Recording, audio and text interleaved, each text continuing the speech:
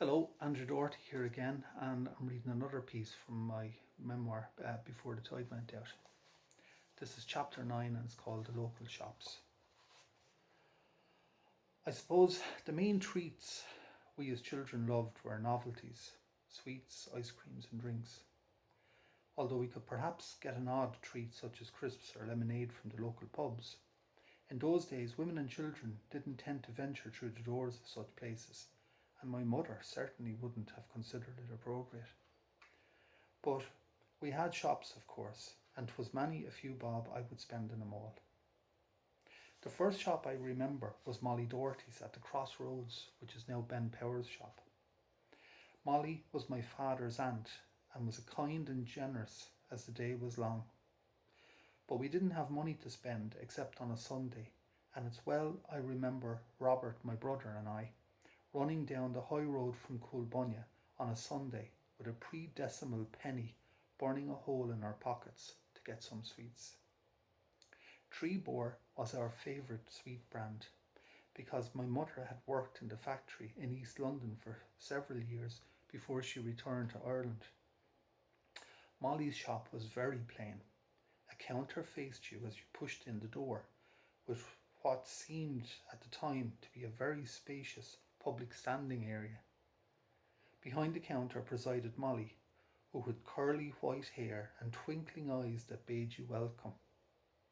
Behind her the stock was laid out on the floor and the shelves, whilst to her left stood the post office, where she doubled as postmistress. Another important feature of the shop was a public telephone. This stood on the wall to the left of the main door, and beside this stood a tap for dispensing paraffin oil, which had been used by the previous generations to light their homes and was still stocked by many households in case of power outage at the time. I don't remember it as well, but at the same time there was a shop in the village which was run by Anna Doherty before she married and moved away. The shop was run up the street from the Sure Inn. When she closed the shop, my Aunt Ellen ran a new shop from her own home, which is number 6 in the village. And as I recall, Anna's counter had been carried up through the village to the door of Ellen's cottage, number 6, which was the place where my father was born. As you walked in the door of Ellen's home, the counter was on your right. There was a door to the sitting room on the left, and 2 doors on the right that led to bedrooms. Between these doors there was a fire and chairs. The wall directly in front had a door which led into the back kitchen and bathroom.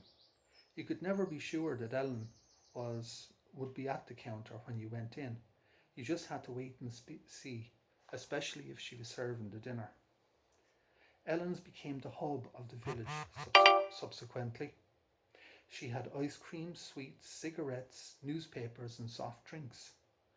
And she had regular bread deliveries from Portlaw Bakery and their ever dependable Mick, who brought welcome news from outside the area and was always pumped by my grandfather for news of fish catches out on the coast.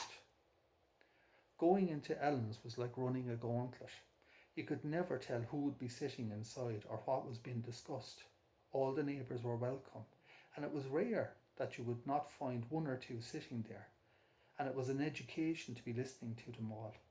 Ellen had a tongue that could cut you in two, but a heart of gold when it came to looking after her neighbours, and there was many a stranger who got a feed in the house or a few bob in their pocket during those years. The last shop that sticks in my mind was Joan Dwyer's shop in Faithlegg. Joan, at the time, also served as chapel woman, meaning she looked after the church. She lived at the bottom of the chapel road, as we called it, on the right as you headed towards Cheekpoint at the foot of the Bridge Hill. The house had once been a boys' school, but it was small and compact, and today it is hard to imagine there was ever a shop there. We normally went into Joan's following the May or October afternoon devotions as a treat. Depending on the weather, we might choose a wafer ice cream or a cone of sweets. Now, a cone of sweets held a measure of sweets which was poured from a glass jar into a weighing scales, and while the scales were being settled, Joan took a piece of old newspaper off the counter, twisted it into a cone shape, and then poured the sweets into it. Bullseyes were my favourites, followed by bonbons. And ice cream was either a lolly or a wafer, and I personally preferred the wafer.